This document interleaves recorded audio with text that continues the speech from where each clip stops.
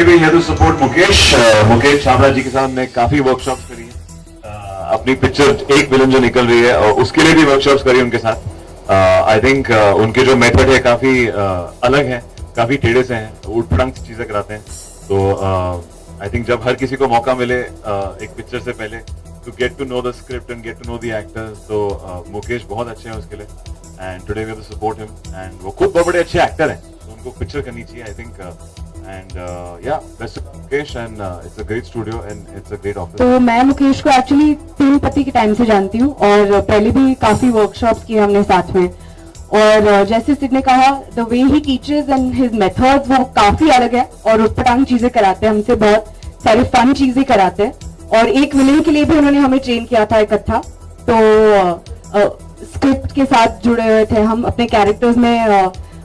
We could he trained us for that and we wish him all the best for this new workshop of his and hope he is successful as always. I think ऐसा नहीं, Mukesh acting workshops के बजाय एक casting director भी है, तो उन्होंने काफी नए नए फेसेस को लॉन्च किया है. एंड आज आई थिंक इतने प्रोड्यूसर्स और इतनी पिक्चरें बन रही हैं कि हर किसी को मौका मिल सकता है. मैं खुद यहाँ खड़ा हूँ जहाँ पे you know I got launch with Dharma production, जो कि सबसे बड़ा लॉन्च, सबसे इंटरेस्टिंग लॉन्च था आज 3 सालों में. तो आई कांट कंप्लेन. ऐसा कि नहीं है कि बाहर के लोग नहीं आ रहे. आई थिंक कितने नए फेसेस हैं, कितने नए नए जो लोग हैं जो इंडस्ट्री के फैमिली से नहीं है. तो हाँ, ऑफकोर्स ये वर्कशॉप्स उनको सिखाती हैं कि आई थिंक कैसे how to go about even an audition. Because मुझे याद है जब मेरा पहला ऑडिशन था, इतना खराब था, इतना अजीब था कि आई थिंक उन लोगों को 4 बार ऑडिशन करना पड़ा SOTY के लिए, कन्विंस करने के लिए कि हम कुछ कर सकते हैं. तो I think Mukesh what he is doing is great. I think he is supporting new talent, जो टैलेंट यहाँ से नहीं है, जो टैलेंट को अवेयरनेस नहीं है. एंड मुकेश की जो सेंस है एक ऑडिशन के लिए, एक स्क्रिप्ट के लिए, वो बहुत इंटरेस्टिंग है. And hopefully he'll promote many more faces and many more talents from this workshop. Absolutely, जैसे मुकेश जो कर रहे हैं वो नए टैलेंट को recognition दे रहे हैं, मौका दे रहे हैं. And he's really searching out for true talent. Doesn't matter where you're from, whether you have a film background या आप कहीं से भी हो. तो and he has a great eye for that. Whatever casting that he's done has been amazing and has been spot on. He's got this correct eye for the kind of character that he's looking for. And he finds something unique in every casting that he does. So I think that's great. Please get casting couch. Very common thing. Why is it common? We've only been hearing it. I think it's very passe. मैंने तो actually कभी ऐसा experience नहीं किया है. हम लोग सुनते ही रहते हैं. आई थिंक ऐसा को होता नहीं है. एक जमाना था या मे बी एक किसी जनरेशन में होता था. आई थिंक आज इतना टेक्निकल हो गया, nobody puts money at anybody just for some personal favors. I think आजकल जो है box office become far more pressurizing than what it was before. तो इतना आसान नहीं है. आई थिंक अगर आपके पास टैलेंट नहीं है तो आप 2 घंटा किसी को एंटरटेन नहीं कर सकते. तो आई फील मुकेश जी, आप बताइए आपकी यहाँ पे जो कास्टिंग होती है उसमें काउच भी इन्वॉल्व है? नहीं यार, मेरे साथ इतने अच्छे एक्टर हैं, 100 करोड़ रुपए इंडस्ट्री के राइट कर रहे, तो कास्टिंग आज को क्या करूंगा. मैं एक पिक्चर में असिस्ट कर रहा था, माय नेम इज खान में. उस पिक्चर में जो उनके हमारे डायरेक्टर थे करण जौहर साहब, जो हमारे प्रोड्यूसर थे करण जौहर साहब, उन्होंने मुझे और वरुण को देखा कि हम लोग कितना नौटंकी है, कितने अरमान थे हमारे एक्टर बनने के. उन्होंने मौका दिया एक ऑडिशन के लिए. तो एक नहीं, उन्होंने हमें कम से कम 6 ऑडिशन लिए. 6 दिन तक चलता रहा वो. हमें नचवाया, हमें एक्टिंग करवाई, हमें रुलाया कैमरे पे, और फिर पूरा जो भी उनको लगा कि पोटेंशियल है, yeah I think hats off to his instinct, फिर हम लोग कुछ कर पाएंगे. उन्होंने हम दोनों को लिया. फिर आलिया के लिए, एक लड़की के लिए ऑडिशंस हुए. बहुत आई थिंक 500 लड़कियां को चूज किया गया था, उनमें से आलिया पिक करी गई. तो हम सब ने, मैंने, वरुण, आलिया ने ऑडिशंस दिए जैसे कि हर एक्टर देता है. आई थिंक सीधा स्ट्रेट अवे पिक्चर आज तक किसी को मिली नहीं है. So yeah I think the audition phase is very very important for an actor to know. And Mukesh इस तरह सिखाते हैं. आई थिंक एक किस्म का कंफर्ट जोन, इतनी बेवकूफियां कराते हैं अपने ऑडिशन में कि जो बाकी नॉर्मल ऑडिशन है वो ठीक लगता है. तो कुछ बताइए मुकेश, आप कैसे, आपका प्रोसेस है? मेरा प्रोसेस तो बहुत लंबा है, पर अभी आपको बहुत लेट हो रहा है. मेरा जो प्रोसेस है वो एक, मैं 9 साल तक एनर्जी में पढ़ाता था, कंपनी TI, मैं वर्कशॉप करता था. तो मैं कास्टिंग डायरेक्टर बनने से पहले टीचिंग करता था. मैं वर्कशॉप को जो एक्टर के साथ फन करता हूँ उसके हिसाब से सेशन को बनाता हूँ. मेरा कुछ प्लान सिलेबस नहीं है, मैं किसी इंस्टीट्यूट की तरह पढ़ा के मिलके नहीं लाता. तो बहुत ही इनफॉर्मल जो सेशन होता है. आई थिंक जब मैं वर्कशॉप शुरू करूंगा, आई थिंक इजी नहीं, अपॉर्चुनिटीज बढ़ गई हैं, बिकॉज प्रोड्यूसर्स बढ़ गए हैं, बिजनेस बढ़ गया है, number of films being made बढ़ गए हैं. तो ऑफ कोर्स अपॉर्चुनिटी ज्यादा है. इजी तो कुछ भी नहीं, क्योंकि अगर आप if you are auditioning for something only the director, producer और the casting agent sees the potential in you, तभी मिलेगा. तो वो आसान है कि नहीं, वो आपके ऊपर है. कितने टैलेंटेड है आप, तो आसान है. अगर नहीं है तो फिर और मेहनत करिए. Definitely, I think कि the number one thing that speaks is talent. आप कोई भी बैकग्राउंड से हो, कहाँ से भी आ जाओ, तो हार्डवर्क और talent, without that, I mean, I don't think anybody can get recognition or be successful. I think वो जमाना चला गया है, कम अपॉर्चुनिटीज होते थे, अभी बहुत सारी अपॉर्चुनिटीज है. And people like Mukesh are scouting new talent and bringing them to the forefront. So it's great. It's really funny. I think I would like to. It's entertaining. Yeah, Joy. She is unpredictable and she's a very interesting character, and she's a lot of fun. So I like that about her. ये मेरा एक idea था कि जितने भी actors Bollywood में, हाँ, जो जितने भी एक्टर्स हैं वो एक्चुअली उनको एक जगह नहीं मिलती कि कहाँ पर जाकर ऑडिशन दें. वो लोग ढूंढते रहते कि राइट प्लेटफॉर्म क्या है, कहाँ पे जाना है, क्या करना है. तो यहाँ पर सुबह 10 बजे से लेकर रात के 8 बजे तक कोई भी एक्टर आ सकता है. यहाँ पे वॉक इन करके they can come and give audition. If they really talented, उनकी अगर एक्टिंग में थोड़ी सी कमी है तो मैं कोशिश करूँगा उन लोगों के साथ वर्कशॉप करके उन लोगों का फिर से ऑडिशन करूँ. और मेरी जो वर्कशॉप है वो वीकेंड वर्कशॉप हर वीकेंड में होगी और फिर महीने में 10 दिन की वर्कशॉप में करने वाला हूँ. और शुरू की जो पहली वर्कशॉप है वो मनोज वाजपेयी आगे कंडक्ट करेंगे, क्योंकि जितने भी एक्टर्स हैं उनको प्लेटफॉर्म नहीं मिलता, वो कहाँ जाते हैं. तो एक ऐसा क्रिएटिव स्कूल बनाने की कोशिश कर रहे हैं जहाँ पर सिर्फ टैलेंट होगा.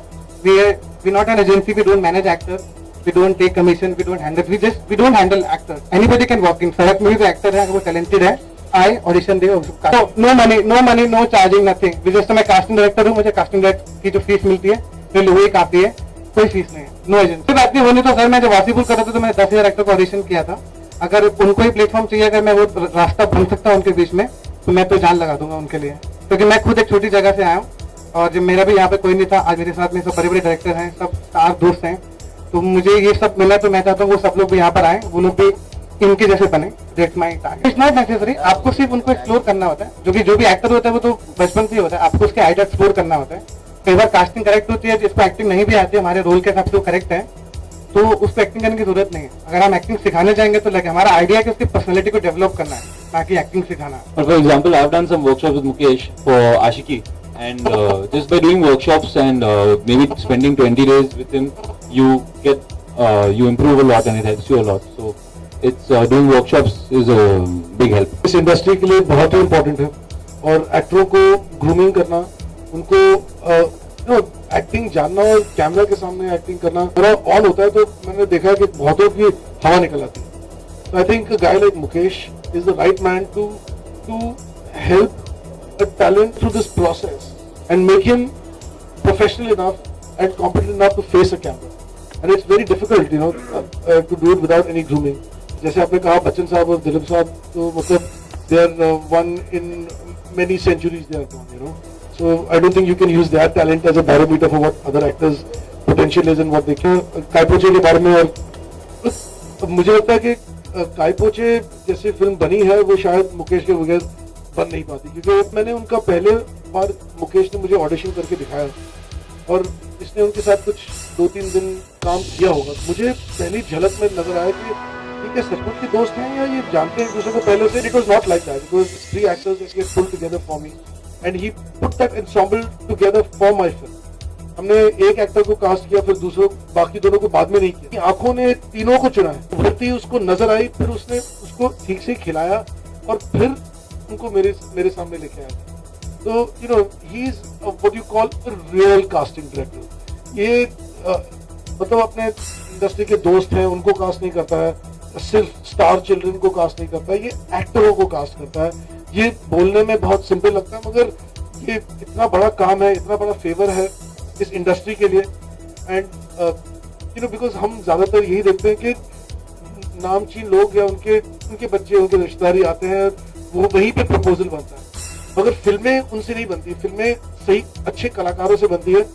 And he's the man he's probably the only one I know who can do it the way he does. Interference तो होगा ही, बिकॉज वो उनका दखल अल्टीमेटली डिसीजन. तो एक्चुअली मुझे लगता है कि बिना डायरेक्टर के तो फिल्म बना ही नहीं सकते, तो दखल अंदाजी नहीं होती. क्योंकि अगर उनका जो पॉइंट ऑफ व्यू है, मेरा एक ही काम रहता है कि अगर मैं अनुराग कश्यप, राजकुमार ईरानी, अभिषेक कपूर, इन सब बड़े डायरेक्टर के साथ काम करता हूँ या इम्तियाज अली, तो मुझे उनके विजन को पूरा करना है. बिकॉज इम्तियाज जिस तरह सोचते हैं मुझे इम्तियाज की तरह सोचना है, अभिषेक जिस तरह से सोचते हैं मुझे उनकी तरह सोचना है, राजू सर जिस तरह सोच रहे हैं मुझे उनकी तरह सोचना है. तो उनके विजन, ताकि मैं उनकी लाइफ को जी रहा हूँ, उनके नजरिए से फिल्म को देखता हूँ, उनके हिसाब से कास्टिंग करता हूँ, क्योंकि मैं अपना विजन नहीं डालता हूँ, उनको ऐसा विजन चाहिए, वो मैं सुनता हूँ, उसके हिसाब से कास्टिंग। अनुराग कश्यप, इम्तियाज अली, अभिषेक कपूर, राजकुमार रानी, जिन लोगों के साथ काम करता था, मुझे सबकी तरफ सोचना अच्छा लगता है, बिकॉज मैं एक साथ 3 से ज्यादा फिल्में करता हूँ, तो मैं सुबह राजकुमार हिरानी की तरह सोचता हूँ, शाम को अभिषेक कपूर की तरह। इंसान इतना बड़ा एस्टैब्लिशमेंट शुरू करता है तो वो इतना ही diplomatic. Casting is not just casting one main actor and casting everyone around. I don't, at least in my case, I can speak for myself. I'm not a casting director, so every time I make a movie, it's a completely new learning process for me. I've never worked with such big stars before, so for me this is a new experience. But I picked these actors, these stars, because the kind of story I'm telling, the kind of narrative that I require, it needs stars of that stature and actors of that caliber combined. But you know, I don't cast one particular actor and then cast the rest. It's like you need to make sure in your head, in your imagination, that the chemistry between certain actors will also work. So if I cast maybe, let's say Aditya, I need to cast someone opposite him who the chemistry will jam them. If I cast the wrong face opposite him, then in my head the chemistry will not work. So I might not cast Aditya and cast the other person. But I need to make sure that all 3 of them have to sit well together. So that's where so far we've had a pretty smooth sailing, and we've not had any issues. I mean, he comes up with some really fabulous suggestions, I have to give it to him. So yeah, I mean, we've never had these banters or any unpleasantness or any serious disagreements. But even if we did, I think my vote would count.